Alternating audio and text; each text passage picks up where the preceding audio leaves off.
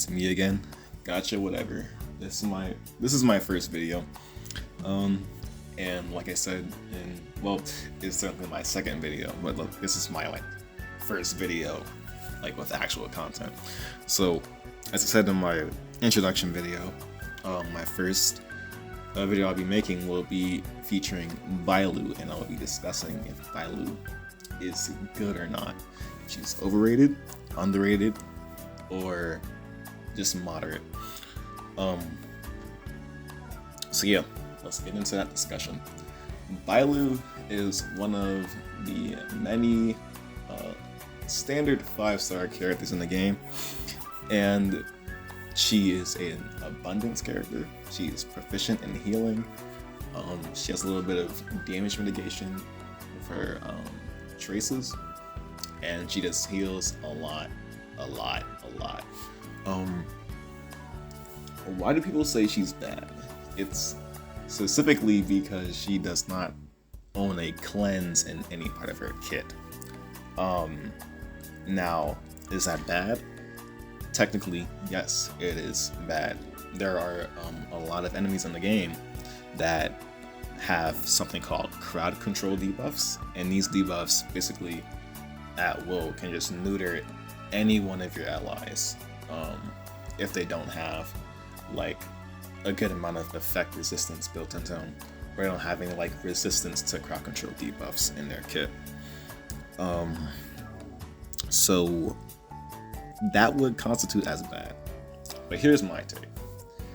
Bailu, since she heals a lot, I think that itself does not make up for her lacking for a cleanse, but she has a revive, and she's the only character in the game right now. Well, okay, I was gonna say she's the only character that has a revive in her kit, but Fushuan also has one, but that's locked behind her E2 or something. I don't remember, but that's Eidolon's. I don't really care about that. So technically Bailu is the only character in the game in their base kit that has a revive. And a revive basically just, if a character dies, they revive with a specific amount of Bailu's HP, and all their debuffs are gone, as well as their buffs. I think their debuffs also get dispelled as well. Their buffs. But their debuffs do go away once they get revived, and the revive does not. If a character dies and they revive by Bailu, the revive procs before, let's say in Memory of Chaos, where there's a condition to get the 3rd star. You cannot have any down characters. That revive procs before that 3rd star, that condition actually takes effect. So it's it's literally just a safety hazard, and a round 2. You have it gives you a second chance to win the fight, basically. And I think that is in my opinion, that is the best thing in the game as of right now. Maybe you could argue that Silverwolf's weakness break appliance is better. I could definitely see that argument, but for me, having a second chance to win the fight is just really insane to me as a character that can very easily solo sustain. And another thing is, you just don't have to run her against a side or an enemy that has a crowd control debuff. If the enemy has a regular debuff, let's say dots, those do not take away the ability of your character to do any type of damage or any abilities. They just do damage to your character, and this invigoration lasts for 3 turns with her trace activated. So there is no situation where you will die. Literally, there's not a single situation, unless you're running level 20 characters or something. Then yeah, sure, you're gonna die. But she has a trace that characters with invigoration active have 10% less damage received. So she has a revive, she has damage mitigation, she has a reactive heal, and her ult is a AoE heal, as well as her skill. Now, people complain about her skill. That's another thing. Her skill is technically AoE. It heals multiple targets, but it applies like randomly, and it activates 3 times. So it heals 3 allies. Oh, well, I should say it heals 3 times, but can heal up to 3 allies. But you can like choose where the first proc hits. So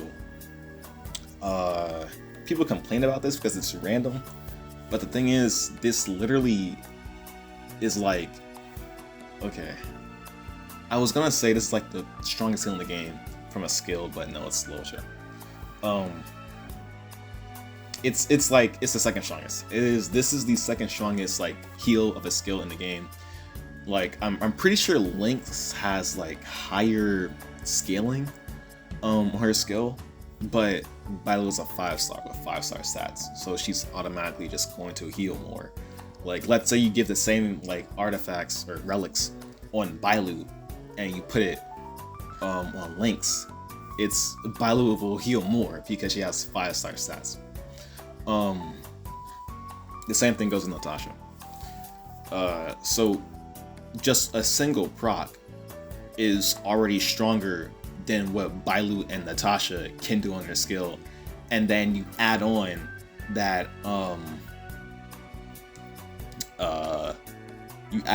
the healing can like bounce from another character 2 other times. But this healing does get reduced by 15% after each proc.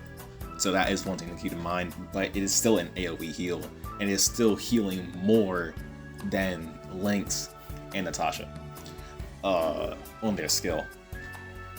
Now, for her ult is just like an AoE ult heal that implies invigoration for everyone. And this is basically the thing that I say gives her the most healing out of any character in the game. The reason why I think her healing is a lot more than Locha is because Locha has no source of AoE heal in his kit at all. You can like argue that his Abyss Flower, since it applies to everyone, and like as soon as they hit the enemy, they get a heal that's AoE. The thing is, it's not like reactionary, nor is it instant. Your character has to attack for it to happen, so you could still get caught, and it doesn't even heal that much. The healing, like, you can only get that Abyss Flower proc from his technique before battle using his ult. There's no other way to get that. I don't even think any of his Eidolons give him an Abyss Flower proc. So you can only get that from his ult, and I calculated, and if you have Locha at 5k attack, level 10 talent level 10 talent, it's going to heal like a couple points, just like it's like a 12 points more than if you have Bailu's skill at level 10, and she has 7k HP, and she can get much higher than that. And I think 5k HP for Locha is quite a stretch. I'm not sure completely because I don't have him, I never calculated, but I mean, it's 5k HP. I don't know a lot of characters in the game that can reach 5k HP on their own. So it's only healing a little bit more than Bailu's skill, and that's not good. Well, I mean, it's good, obviously, it's more healing, but like compared to Bailu, it is not good. Her ult is an AoE heal, is her highest source of healing in her kit besides the revive, and it applies invigoration to everyone, and invigoration is like 1,000 times better than Locha's Abyss Flower, because invigoration is reactionary and it happens on hit, and it can, like, depending on the attack, it can literally over heal the attack to the point where you literally just don't take damage, and the healing happens before the damage is taken, I'm pretty sure.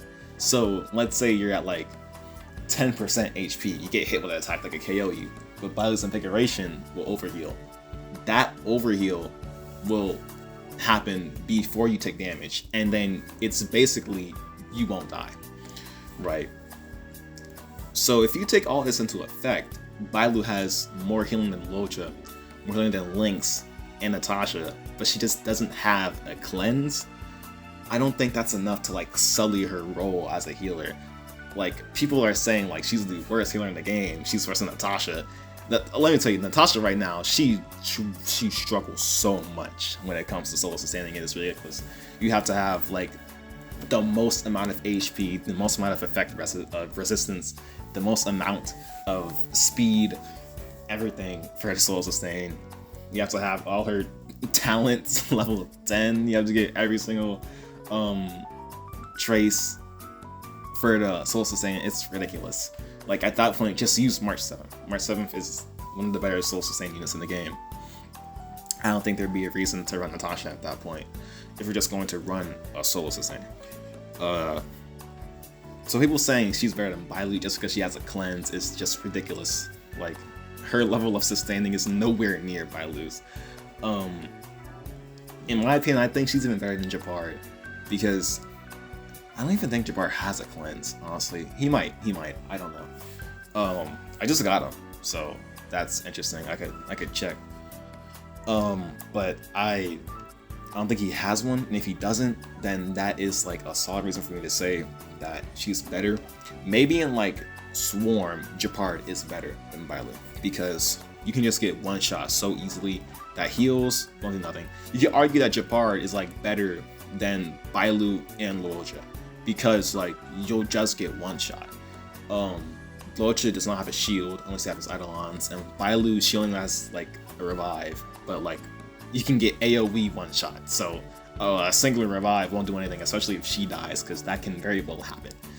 But stuff like MLC, like general hard content, like max difficulty, regular Swarm, you're not very often going to get one shot at all, and if you don't, then you're just going to heal it all back up with Bailu.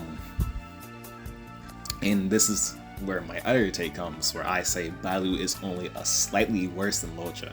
When it comes to debuffing, no, when it comes to like what is it, cleansing? When it comes to cleansing, then yes, Luocha is better because cleanses are invaluable. But let's say you take Bailu into a fight with an enemy that doesn't have a cleanse as well as Luocha. You take a solo sustain Luocha team and a solo sustain Bailu team. Bailu is going to outperform Luocha. Not by a lot, but it'll be like just like a general note. And that's where I think that if there's ever comes a need where AoE content becomes like critical, where like enemies do a lot of AoE damage to all your party members, then Luocha will fall off and Bailu will rise up, because she has the most amount of healing in the game, just because all of her healing is AoE. Like, every single healing in her kit is AoE, besides like the Invigoration and a revive. But the Invigoration is reactionary as well as the revive, so it's like it doesn't really matter if it's AoE or not.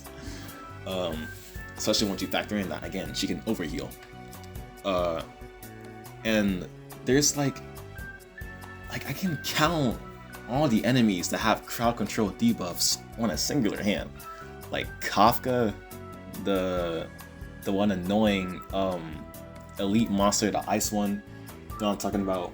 The automaton. What was her name? Baronia's mom. I forgot her. Kogolia. And I can't remember anymore. And if there's actually like the Swarm. So those are all the like enemies that have crowd control debuffs I can name off the top of my head on a singular hand.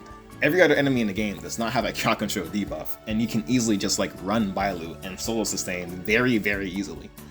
And I'd say better than Luocha can. Now keep in mind, Luocha's skill can just like take a unit from 1 HP to like 100% HP very easily. But that's the thing. It's just a unit. Like, Bailu is every single unit on the team with her ult. And she has reactionary healing, which is like the best type of healing in the game. And I just don't see a situation where, like, let's say Loach's buff Dispel. I don't see a situation where like that would matter. Yeah, an enemy could have like a 40% attack buff and Locha dispels it, but like Bailu already has damage negation in her kit, so it wouldn't really matter.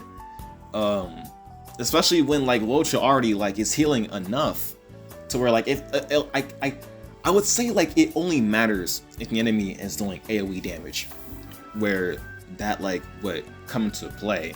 But like the buff dispel isn't like it's not so important to where it's like, oh my god, that's another thing he has for Bailu. No, it's not all that.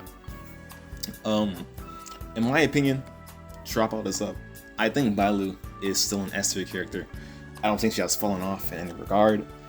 Well, maybe, because like Fu Xuan is like the pinnacle of the game, right next to Silverwolf, and she is like ridiculously better than both Locha and Bailu and any other Sasane in the game right now. So, I mean, I guess you could say Bailu has fallen off, but like content hasn't gotten so much more difficult to the point where there's a meta shift. It's just like characters are getting stronger without the actual content getting too much stronger. The content is getting stronger, mind you, but it's not like getting ridiculously stronger to the point where we need the power creep. Like, it's not getting stronger to the point where we need Zila. No, where we need GINYU over Zila. No, Zila can still like zero cycle every single MLC stage in the game very easily. Because content hasn't been getting like a ridiculous meta shift. So that's my take. Those are my reasonings on why Bailu, although not better than Locha, is better, a lot, like 100 times better than people give her credit for. And she is criminally underrated and overrated for like zero reason. I don't think having a cleanse as a 4-star makes you 100 times better than a 5-star when there are like 5 enemies in the game that have crowd control debuffs, and like a rare amount of them appear in like the hardest parts of MOC and junk. I don't think that matters at all. Especially when you're a 4-star that has no healing compared to Bailu, and you don't have damage negation. I'm taking shots at Natasha. Like I hate Natasha. I hate her. At least Lynx has stuff going for her.